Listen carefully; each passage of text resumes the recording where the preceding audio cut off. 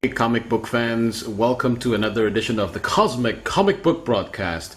Thank you for clicking on and watching this video. Now, what is this video all about this time? Well, this is my, I think this is my fifth. Is it my fifth or my fourth video? I lost count a long time ago. Anyway, for this edition of the video, I'm going to be talking about, well, a mini-series that I really truly enjoy. And the reason why I'm going to be talking about it is because Avengers Infinity War, they went into production. Just as a matter of fact, when I started planning for this video, there was a behind-the-scenes featurette that was released by Marvel Studios, and it was really good to see the enthusiasm, I guess you can say enthusiasm, by Kevin Feige, the brothers Russo, and also who else? Tom Holland, and let's not forget Robert Downey Jr. as they get ready for filming to begin on, I think it's started already, on Avengers Infinity War. So today we're talking about this mini-series from the year 1991. That's about 26 years ago. That was a long time ago. This miniseries was released. I'm talking about the Infinity Gauntlet. This was one of those miniseries which I really liked, and I made sure I found each and every issue. I'm going to share that with you in just a little while. If you don't know, if you haven't read the Infinity Gauntlet, it was a 6-issue miniseries written by Jim Starlin, and the art team was George Perez together with Joe Rubinstein and Tom Christopher. Now, as of issue 4, George Perez had to leave the Infinity Gauntlet because, well, we'll get into that in just a little while, because he had another project that he had to finish.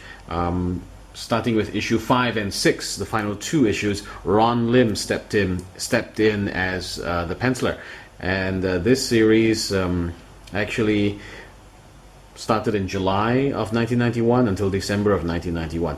The story behind George Perez leaving Infinity Gauntlet in issue 4 was because at the same time he was involved with another miniseries called War of the Gods for DC Comics.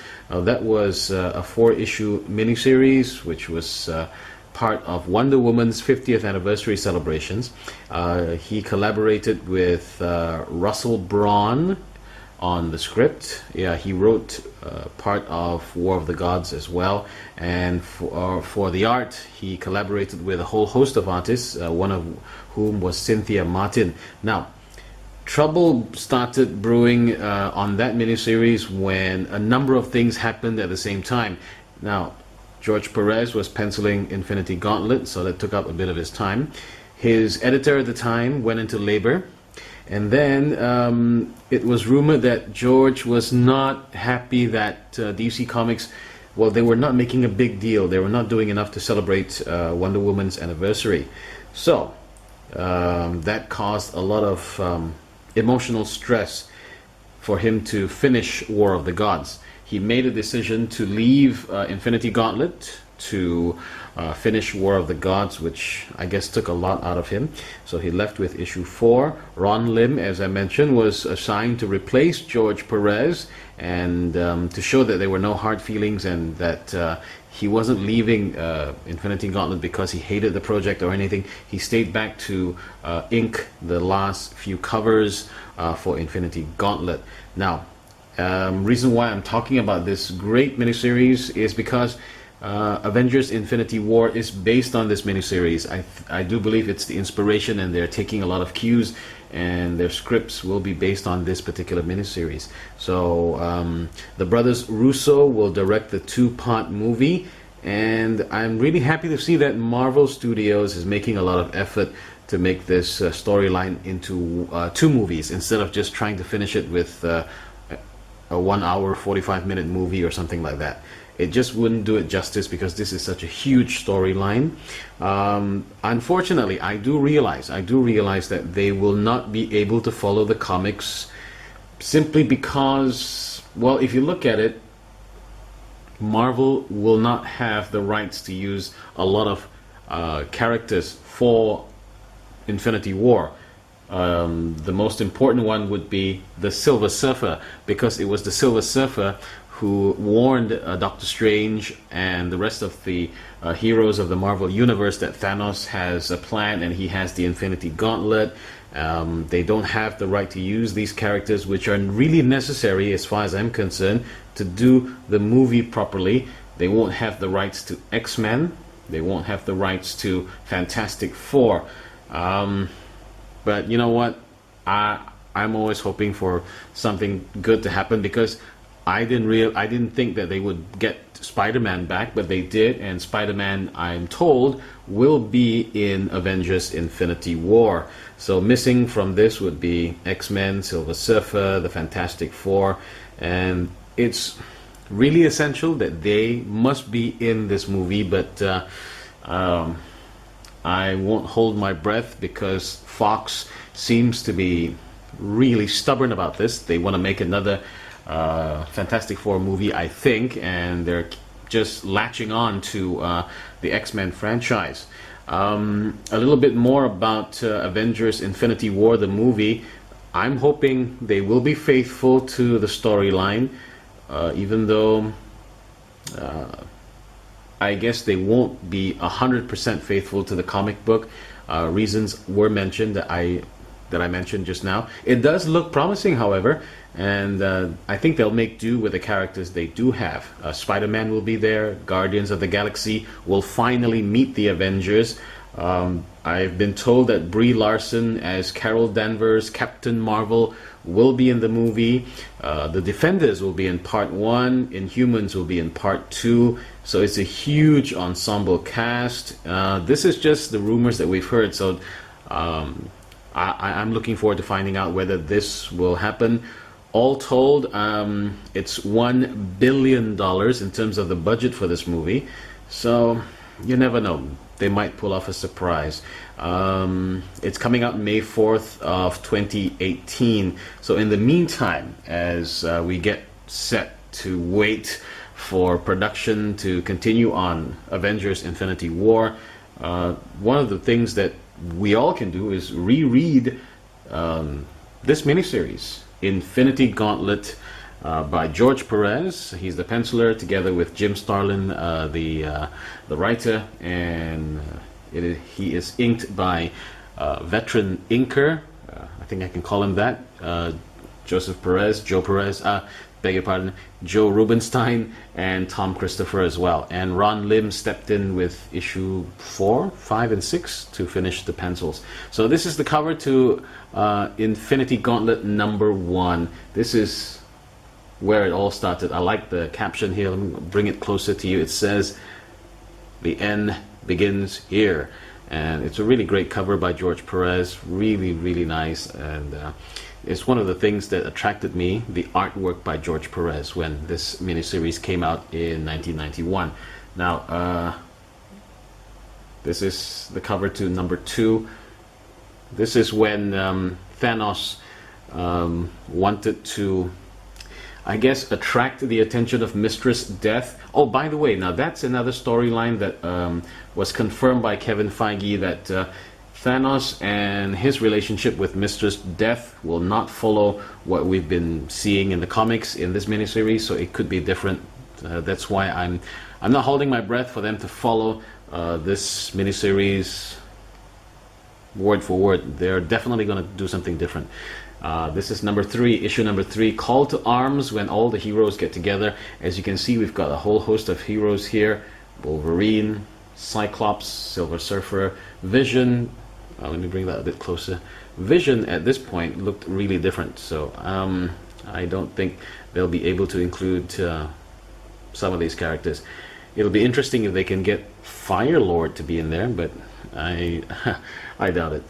Alright, that's issue number 3, and then I have the cover to issue number 4. This is my favorite cover, apart from issue number 1. This is my all-time favorite, when Thanos stands there and says, "Come and get me." Yeah, it's a real classic by George Perez. I think they've got t-shirts made from this one. I gotta get one of those t-shirts one day. Number 4, this is when Ron Lim stepped in as penciler as well. And we go to number 5. Now, number 5, We had Ron Lim starting to draw the covers, but George Perez inked Ron Lim's pencils for the cover of issue number 5 and issue number 6. Now, the character that you see on issue number 6 here, the cover, that's Nebula. Nebula is the granddaughter and the grandniece, the granddaughter of Thanos and the grandniece of Star Fox. That's another character which I don't think they'll be able to introduce, but Nebula grabs hold of, spoiler here, so I'm not going to say anything. If you haven't read it, pick it up and try and get the miniseries. If you can't, though, I've been told that there have been a lot of different trade paperbacks of Infinity Gauntlet out there. This is the one that I picked up a few years ago, and I'm really happy that I did. This one has a cover by Jim Starlin, the writer. He drew the cover, and one thing I like is this nice effect they have here on the cover of this trade paperback. It compiles all 6 issues. Unfortunately, though, this trade paperback doesn't have much in terms of extras and all that, so you can't really pick the brain of Jim Starlin here and find out what happened, why he did this, why he did that, how the story developed and all that. But it is still a very good trade paperback, one of my favorites. In fact, this is the only one I have, so I'm going to keep this one. So yeah, in the meantime, waiting for Avengers Infinity War. It's a good thing to be able to read up on the relationship between Thanos and Mistress Death and how he tried to impress Mistress Death in this entire storyline. All right, some rumors now about Avengers Infinity War. It's been reported that Jim Starlin himself has requested to be involved in Avengers Infinity War, so we'll see what happens. Samuel L. Jackson himself, Mr. Nick Fury, or Director Nick Fury, former director, I guess, wants to make known to everyone that he is going to be in there. So we'll see. I think he mentioned it on Twitter or something. Yeah, so that's my video, my sharing for today.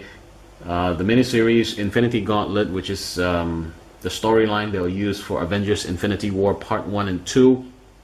The build-up has been there all since the Marvel Cinematic Universe started, and I'm really looking forward to it. I hope they're going to do a good job and be as faithful as they can to Avengers, to the Infinity War miniseries.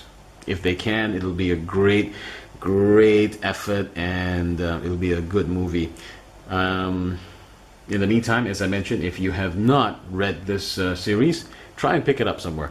I'm sure that it's still available. There are different trade paperbacks out there.